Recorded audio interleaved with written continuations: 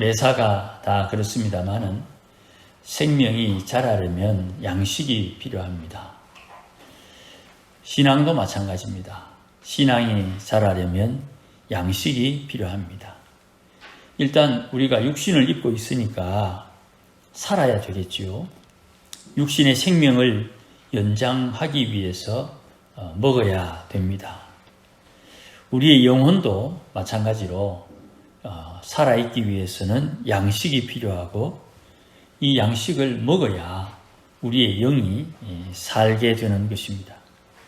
그런데 이 영과 혼과 육을 좀 나누어서 볼 때 영혼이 성질이 좀 비슷해요. 그래서 영과 혼을 묶어서 주로 표현을 합니다. 영혼의 양식이 어느 정도 우선적이지만 영혼의 양식이 전부가 아니지요.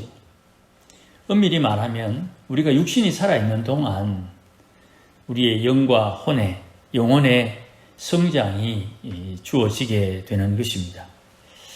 육신의 양식이 모자라게 되면 어려움을 겪게 되는 것이지요. 대충 살피면 한 보름 정도 그렇게 먹지 않고 물이라든지 또 약간의 것으로 조금 견딜 수 있습니다만은 어쨌든 육신의 양식은 꼭 필요합니다. 그러면 영혼이 자라기 위한 양식은 어떤 것이 있느냐 이렇게 질문을 하면 첫째는 하늘에서 공급되는 만나처럼 하늘에서 공급되는 양식이 있습니다. 그리고 성취 안에 은혜가 있습니다. 그리고 신령한 저지라고 표현하는 하나님의 말씀이 있습니다.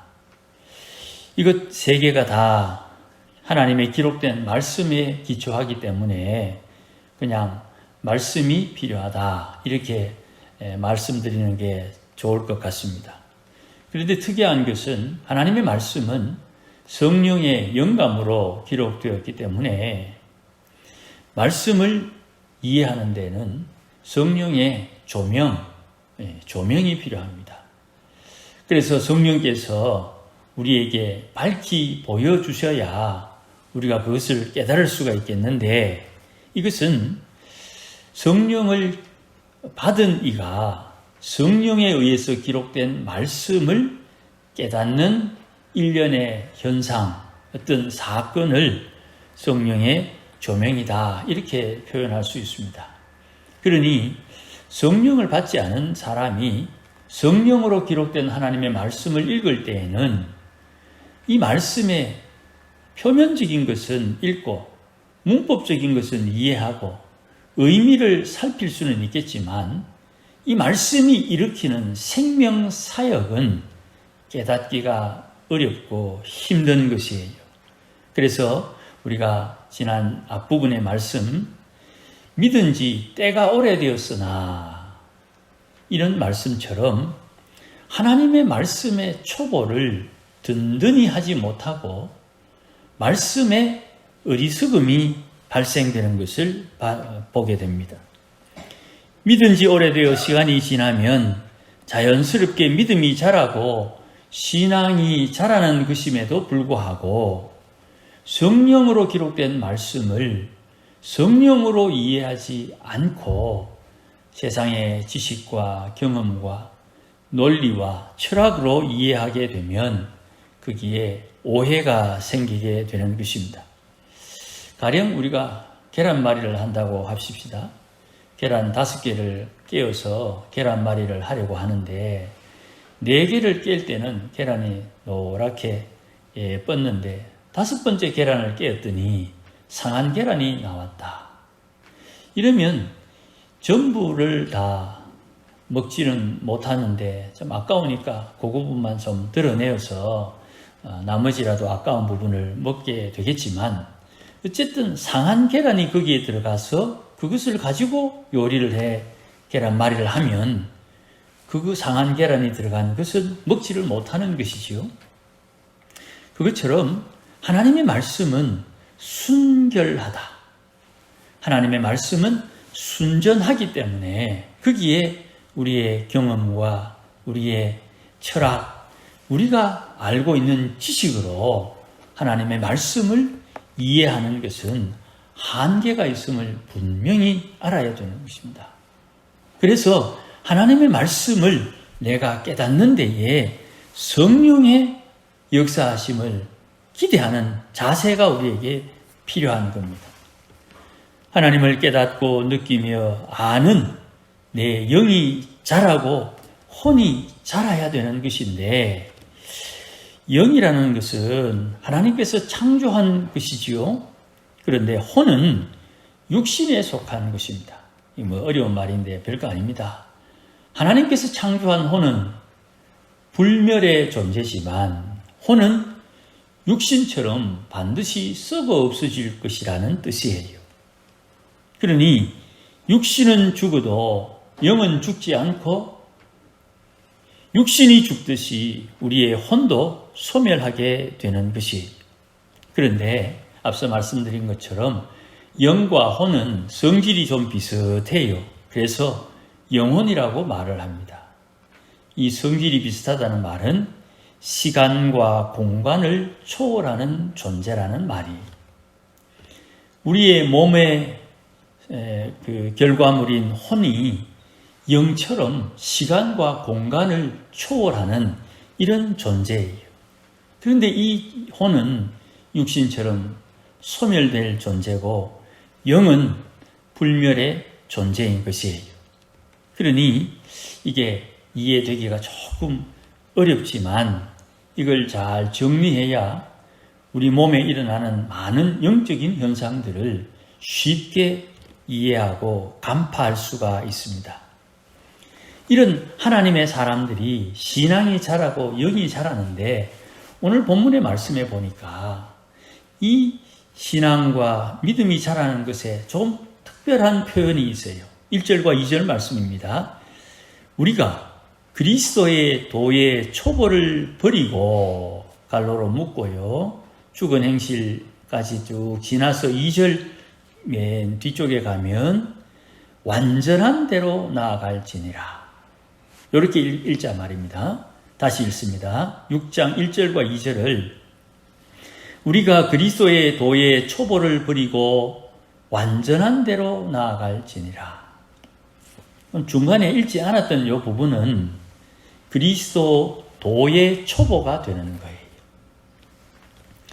그리스도의 도의 초보를 버리고, 이 말은 완전한 대로 나아가니까 그리스도의 도의 초보를 떠난다는 뜻이에요.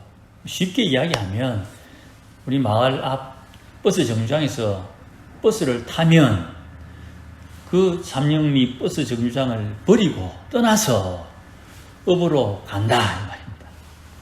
그리스도의 도의 초보를 떠나서 완전한 대로 나아가야 되는데, 그 그리스도 도의 초보가 무엇이냐 하면 6가지입니다.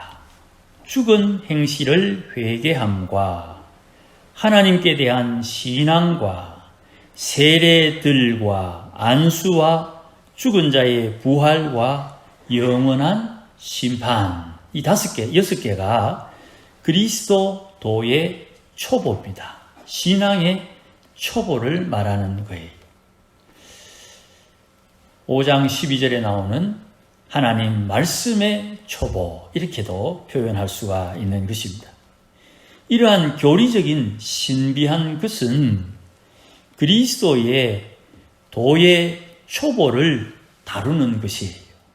그러니 우리가 하나님의 말씀을 듣는다 할 때에 대부분 설교를 이야기를 하죠. 이런 그리스도의 도의 초보를 가르치는 설교, 이것이 계속 반복되고 되풀이되는 거예요.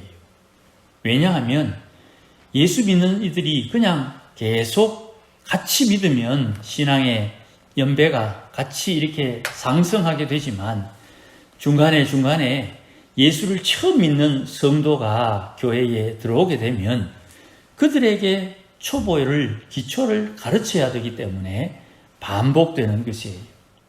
우리 교회 성도들이 지금 이 상황에서 앞으로 20년 우리끼리만 계속 신앙생활 한다면 이런 기초적인 내용은 말씀 가운데 점점 옅어지겠죠.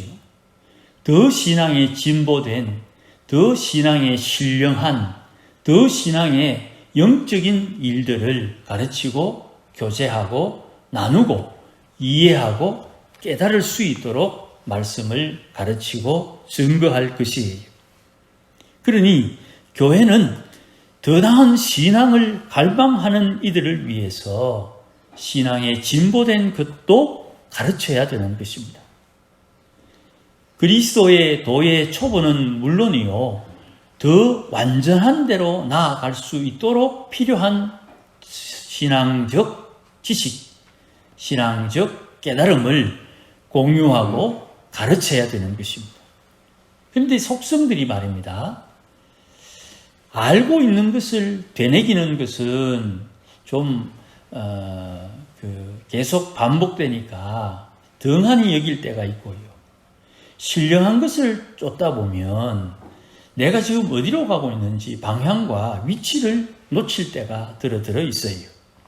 그러니 우리의 신앙이 꾸준히 자라야 한다는 것이 정상적인 입장이라면 신앙이 약한 사람을 가르치고 지도하면서 내 신앙이 든든해지고 그 기초가 튼튼한 것 위에 하나님께서 영적인 신령함을 통해서 우리의 신앙을 제대로 아름답게 세우게 하신다는 것을 기억해야 되는 것입니다. 그러면 죽은 행실에 대한 회개, 이것이 기초가 되지 않으면 그 위에 아름다운 건축물을 세울 수가 없는 거예요. 회개는 이 땅에 살아있는 동안 우리가 육신을 입고 있기 때문에 언제든지 이 회개는 강조해도 지나침이 없는 것이에요. 간혹 회개하라 하는 말이 우리 마음에 부담이 될 때에는 빨리 깨달아야 됩니다. 이 회개함을 통해서 내가 넘어가야 될 상황이 있구나. 하나님께서 내게 회개하라고 말씀하는 이유는 이거 잘못했다, 저거 잘못했다, 이걸 깨우치기 위한 게 아니에요. 그 회개할 거리를 하나님 앞에 회개해야 주어진 예비하신 하나님의 은혜와 복이 임하게 되는 것이에요. 하나님은 이미 예수 십자가 보혈을 통해서 우리의 허물과 죄를 용서해 주셨는데 내게 그 허물, 그 죄 있다고 하나님께서 내 인생에 시비 거는 분이 아니에요. 하나님을 쫌생이로 만들면 안 됩니다. 되짚어서 하나님께서 우리를 사랑하시니 내가 너에게 예비한 은혜와 복이 있는데 너에게 그 허물이 이 복과 은혜를 받지 못하도록 하는구나 하는 안타까움으로 그 말을 들어야 되는 거예요. 내만 죄 짓나? 니는 죄 안 짓나? 이렇게 나오면 하나님의 말씀, 하나님의 의도와는 전혀 상관없는 반항이 되어버리는 것이, 내가 모르는 내 죄를 누군가 깨닫게 해주면 고맙죠. 또 계속 내 인데만 죄 있는 것처럼 말하고 있지만 그 죄를 통해서 죄를 깨우쳐주는 분이 덮어주고 이해해주고 대변해주고 용서해주고 있잖아요. 이것이 하나님의 사랑으로 우리에게 다가오는 것을 알고 깨달아야 되는 것이에요.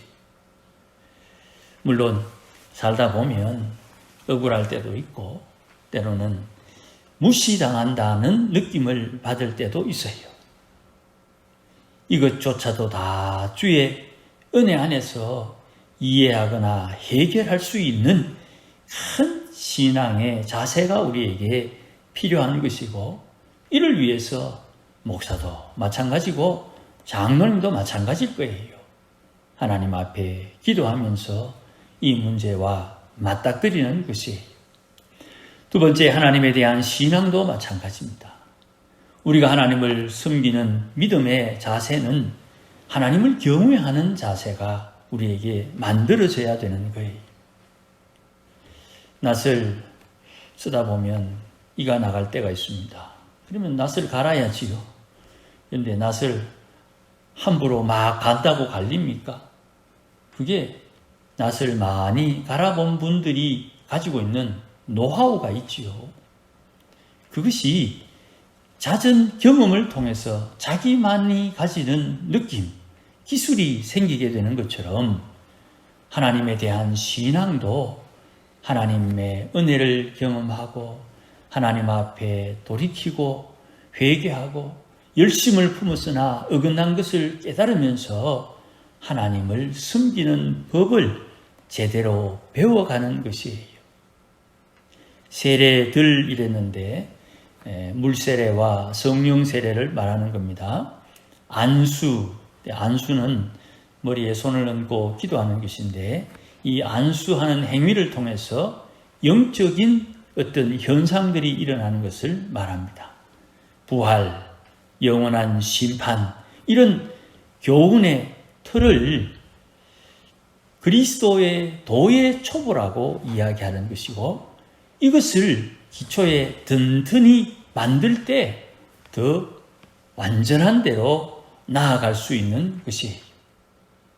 이런 신앙을 살겠다고 하는 이들에게 하나님께서 사람을 보내는 겁니다. 하나님의 사자를 보내는 거예요. 천사가 될 수도 있고 전도자가 될 수도 있고 복음을 가르치는 선생, 교사가 될 수도 있어요. 어쨌든 3절 말씀처럼 이런 더 완전한 대로 나아가려고 하는 이를 위해서 하나님께서 허락하심으로 만남이 이어지고 하나님께서 허락하심으로 신앙의 진보가 나타날 수 있는 이유와 거리가 만들어지게 되는 것이에요. 이후에 이어지는 말씀, 소위 난해 구절이다 그래서 해석하기 참 어려운 구절이라고 말씀하는데 앞부분 설명하다 보니 시간이 좀 많이 지났어요. 이 부분은 다음 주에 한 번 더 살피도록 하겠습니다. 어쨌든 우리의 신앙은 자라야 된다. 더 완전한 대로 나아가야 된다. 완전한 대로 나아가려면 기초가 튼튼해야 된다. 이 기초에 대한 내용을 가질 때에 가장 기본적인 것은 하나님을 아는 신앙, 이 하나님을 아는 신앙을 위해서 하나님은 회개라는 방법을 사용하시고 이것을 통해서 하나님께서 열어두신 영적인 세계에 대한 지식, 이것들을 우리가 경험하게 되고 깨우쳐서 완전한 대로 나아갈 수 있는 준비가 되는 것입니다.